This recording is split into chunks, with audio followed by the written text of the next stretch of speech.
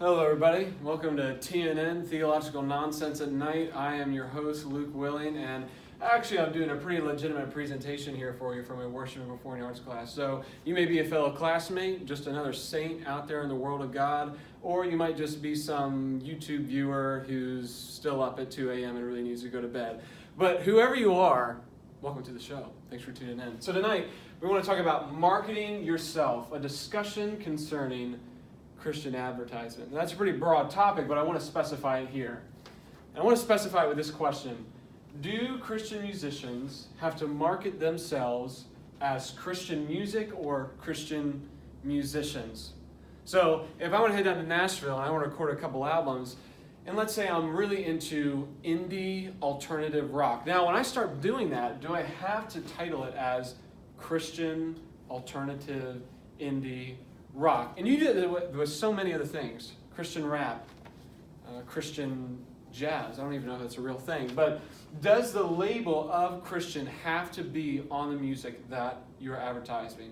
So in the context of believers are talking, does that have to be in the title? So let me try to specify the issue a little bit more of how this gets into murky waters. Let me start with a quote. So you have Trip Lee, who is a popular, very, very popular Christian rapper today. Well, I shouldn't say, he might not want me to say Christian rapper, but he's a rapper who's a Christian. He says this, okay? Let me give the context of the quote. He's trying to tell people that I don't really belong in a box. He's trying to really define himself. And this is what he says. He says, I'm definitely not a gangsta, never pretended to be. There's nothing gangsta-like about me. At the same time, when people hear Christian rap, that's not what I want to call myself. Because people think of something very different from what I do. Now, what's the problem going on here? What is it about Trip Lee that now he said, I don't want to be labeled as a Christian artist? Because honestly, for some people that's offensive. Like, man, you want to bear the Christian title? What's wrong with you? Or he has his own reasons because apparently people think of something very different. We'll get into those reasons later. Or see Andy Mineo. Now, Andy Mineo is another Christian rapper. And he's a little bit more edgy with his comments. He says, I hope people listen to the music, his music. Don't write it off because there's a Christian doing it and it's been labeled that way.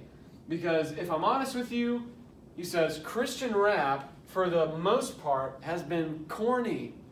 So he didn't want to be labeled as a Christian artist because he was afraid it might be labeled as corny. So you see there's different reasons coming up. And at the end of the day, Christians are at odds about this sometime. And so what is the way that we're going to respond to this? So this is what we're going to do tonight. When we're talking about marketing yourself, to actually market myself as a Christian artist with the name Christian, we're going to explain the arguments for, that yes, you do need to. Explain the arguments against, no, you don't need to. And then we're going to offer a synthesis. We're going to try to put this together. So first, let's go with the arguments for. So first of all, the reason that you ought to put Christian on the title of your music or use a musician is because it is necessary for evangelism. If you're going to be an evangelist, this is absolutely necessary. And we all know that we're called to be that, so we must be the Christian title. Now look at this verse. It says, For I am not ashamed of the gospel, for it is the power of God for salvation to everyone who believes, to the Jew first and also to the Greek. So when I'm thinking in the context of I'm not ashamed of the gospel, how does that relate to prior comments about, I don't want to bear the title of Christian? Because for some people, when they hear that, it's like, whoa. I thought you weren't ashamed. I mean, for Trip Lee, even as a specific example, he's in what was known as the 116 clique, which, if you don't know, was symbolic for Romans 1:16. So they're supposed to be unashamed for the gospel. Some people say, what's going wrong, Trip? So that's some of the issues you kind of run into. So they would say it's necessary for evangelism. Number two, they would say our identity as believers should always be the emphasis. If I'm finding myself in a place where I don't want to emphasize myself as a believer, that might be a hard issue, they'd say. Look at this quote. Bob Kauflin, writing for Worship Matters, quotes one of his friends, Stephen Turner, writing on this issue. He says, but we can never state that our Christianity takes a back seat to our musicianship. There are no musicians who happen to be Christians. Our identity as Christians governs everything else we do. It takes the center stage. Number three, all music should be to the glory of God. And something, we know this, so whether you eat or drink, or whatever you do all to the glory of God. So if all music should be to the glory of God, and I'm lifting him up as my creator, then why wouldn't I bear the title of Christian in my music if in fact I'm glorifying God with it? So these are the paradoxes that people deal with. So just another summation, it's necessary for evangelism. Our identity as believers should be the emphasis. And then lastly, all music should be to the glory of God. These are the arguments for why, if you're marketing yourself, you must market yourself as Christian musician or Christian music, if you're a believer. Now here's arguments against. Number one, the title isn't necessary since the person's life is a witness. That person is saying the title is almost irrelevant because by the virtue of my music, how I'm living and how I'm acting around the people that I spread my music around, they're going to know. I will be a witness to the way I live. So Green, writing a blog on Lecrae's comments on this issue, quotes from Lecrae. He says, Lecrae, a Christian rapper, he says, Lecrae wants to transcend that dynamic. He says, my music is not Christian. Lecrae is, he said. And you hear evidence of my faith in my music. So, do you want evidence that's necessary for evangelism? Lecrae would say, look not to my title, look to my music. In my music you will find that. Second reason, at certain times, a believer's music does not fit the genre of Christian music. Okay, August Burns Red is not going to be played on K-Love. I don't know if you could really, pay somebody off that they would actually do that and put them on for just at least one song. But August Burns Red, I don't really know if you're putting that up as Christian praise music or anything like that. So it's this difficulty of determining genre. Can I really determine a Christian music? If I'm just singing a love song or whatnot, am I gonna say a Christian love song, or how am I gonna word that? Because think of different examples. What are examples of this when it doesn't fit the genre? Well, one would be a love song, like in the Songs of Solomon, or maybe another example like a classical piece, so which lacks explicit lyrics. If nobody's talking, I'm really not going to know if it is a Christian piece unless, I don't know, they play Jesus Loves Me or something like that, but then they have to pay off copyright and then that would be a mess. Yada, yada, yada. This point stands, at certain times, a believer's music does not fit the genre of Christian music, so it complicates it just to even put the title on it. And then lastly, not all music has to be a praise and worship song.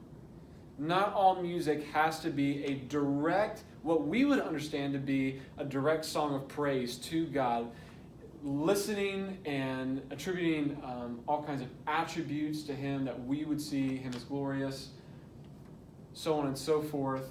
With that, it's not always going to be a praise and worship song. Ed Stetzer, popular Christian blogger, says, God can use any form of music. He has no musical style or preference.